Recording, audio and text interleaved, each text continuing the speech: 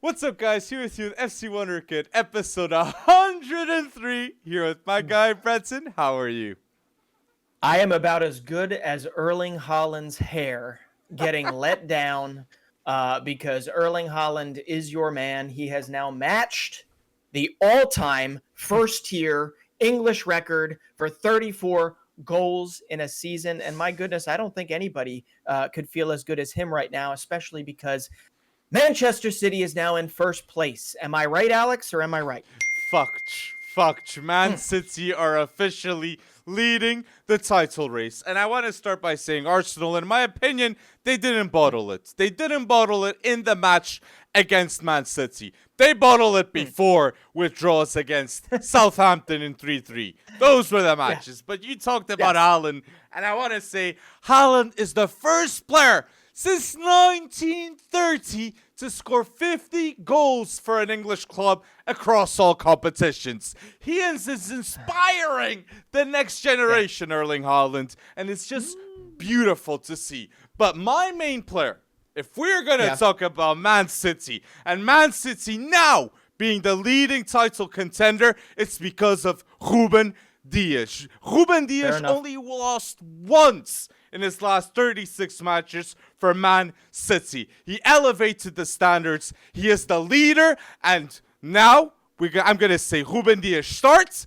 and I would bench and sell Koulibaly and Van Dijk. Ruben is the best center back in the Premier League right now, and that's why Man City is going to win the Premier League. Three Premier Leagues in a row, Breton. He's that guy. Ruben Dias. Guardiola's company.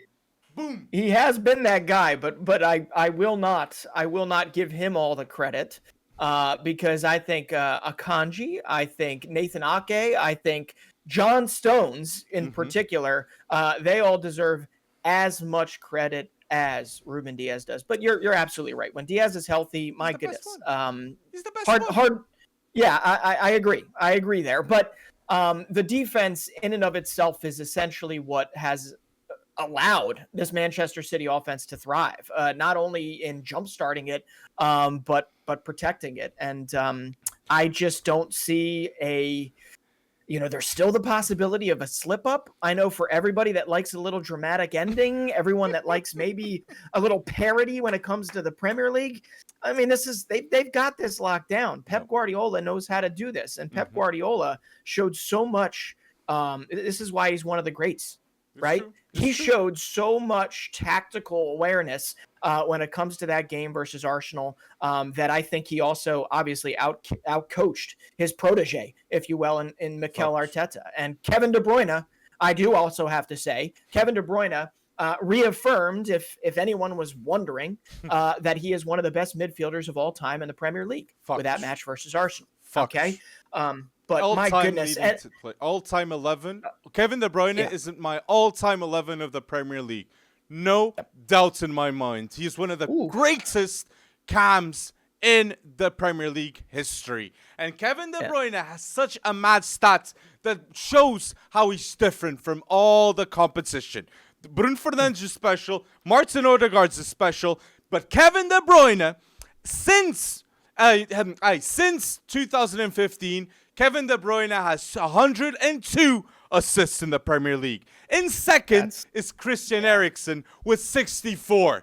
That's the difference. 40 assists. That's levels. Kevin De Bruyne, since 2015, elevating that, leading that position. I want to say that. And Guardiola, this Guardiola team is inspiring a new era of Man City fans. The culture has changed. Yaya Toure, Aguero, David Silva, a leader like company. These are legends and football heritage in the past 10 years in the Premier League. But now you got Haaland, Rodri, Kevin De Bruyne, Ruben Dias, Ederson. You got legends in the making with Guardiola. And you got to respect what Man City have done. Football heritage in the making. I wanted to give big credit to that. I saw you snuck Ederson in there. Would you really throw Ederson in there? I don't necessarily think he's up there with those other names just yet. The difference Ederson did, the consistency he brought when he came on to Man City for 40 million. I don't see goalkeeper problem any season. So I think he's worth it. And to play with Guardiola, you got to be good with your feet. And Ederson is quality, one of the best to do that. So, and that's why one of the clips went viral after that first goal was scored when Pep and Manchester City took the lead against Arsenal. He's celebrating, and then he's turning and he's yelling at Ederson. He's yelling at him. He's giving him pointers, and Ederson, while giving him some pushback, is also saying, "I got you, I got you, I got you." And that relationship, that working relationship, you're right. I mean, it's certainly what makes Manchester City tick. But listen, the difference in this particular season, right? This particular season for Manchester City, obviously, is Erling Haaland. True. It's Erling Haaland, man. And you already mentioned it. You mentioned the goals. You mentioned the 50 plus. You mentioned that we still got a whole bunch of games left that are, by the way, very favorable in Manchester City's light. Okay. True. But what we aren't necessarily mentioning is Erling Haaland is also up there with the same amount of assists this season in the Premier League as Bruno Fernandes, as Martin Odegaard, as Mo Salah, okay? As Trent Alexander-Arnold, as James Maddison, okay? He's got 7 assists this season, all right? And I understand, partly by his making, partly by his size, partly by his acuity, he's going to get assists with just how dominant he is at times and how big of a target he is. But, this is 41 goals and assists in the Premier League, arguably the top league on the planet. And Erling Haaland has come in and made it his wonderland, right? And now he's in the Ballon d'Or race. At Dortmund, he was special. But now Man City, he's giving guarantees to the world of football, leading the Premier League in a semi-final of the Champions League and in the final of the FA Cup. Erling Haaland can do the treble like Sir Alex Ferguson did with Cristiano Ronaldo. That was the last player to win a Ballon d'Or in the Premier League. Okay, Haaland can be that guy to contest with Lionel Messi. But one last shout on my end for Man City. I want to say, Man City are 8 games in a row winning in the Premier League because they got a player like Julian Alvarez that substitutes Kevin De Bruyne, okay, against Fulham. Julian Alvarez won a World Cup this season. He's got 13 goals and 4 assists for Man City this season too, and he replaced Gabriel Jesus, the best backup striker in the Premier League in my opinion, and still 30 million profit with the sale of Gabriel Jesus to Arsenal and spending like 20 million signing Julian Alvarez. Great management from Man City and showing levels again. And Grealish is playing so well. At Fulham, great match too. So I wanted to. He is still a very expensive price tag. But let's be honest.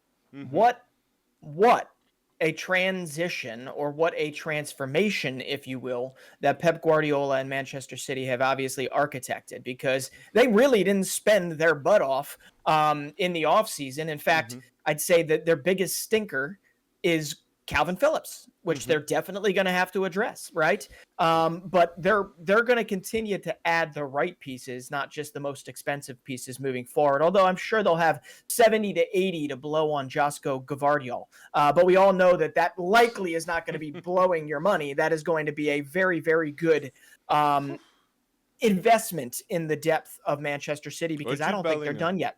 Or Jude Bellingham, that I don't think Haaland must be asking the board to get Jude Bellingham. I would, if Haaland manages to convince Jude Bellingham to come to Man City with Pep Guardiola, that's a dynasty. And that's, again, football heritage in 10 years' time. People will be remembering this squad with De Bruyne, Haaland, and the possibility of a Bellingham joining in.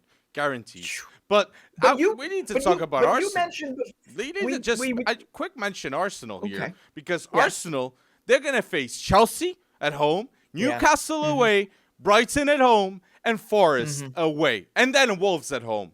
I honestly think that they're not going to win against Newcastle and Brighton, as things are. Things aren't looking good, and how unfortunate. In their peak, the Arsenal have to face Newcastle and Brighton when they're in their absolute peak this season. That is so unfortunate. And my last thing with Arsenal is, Arteta had a successful season and the best season I've ever seen from Arsenal since Arsene Wenger days. He will return to the Champions League, and they haven't returned to the Champions League ever since Arsene Wenger too. So Big Yeah. congratulations to Arsenal for that, and they must secure the second place for Arsenal fans to be happy. Wanted to say Yeah. that. And they've got a roadmap to improvement. Although arguably, it really just comes down to how much of this season was uh, something to build upon, and how much of it was a flash in the pan type of situation, right? There's no guarantee Thomas Partey remains injury or mostly injury free throughout the next season, right? To build upon this, there's no automatically assuming that Gabriel and Saliba continue to get better and better, or that Ramsdale didn't maybe revert to the mean. He hasn't been that great relatively recently. Okay, when you compare him to the other top Premier League goalkeepers, so it's a question that I really do want to delve into as we start to look at their transfer policy for the offseason, as this They as need more this wingers. They got to get the Saka extension, Arteta extension, sign a midfielder, Yeah. and sign Yeah. another winger that can play forward. That would be the best scenario. Rafinha Yeah. and Moussa Diaby, those would be my suggestions for Arsenal and for a team like Newcastle that we can already see the news. So people, put down below Yep. what do you think Arsenal needs, and if you believe in us too that Man City are gonna win the Premier League. Tell us down below.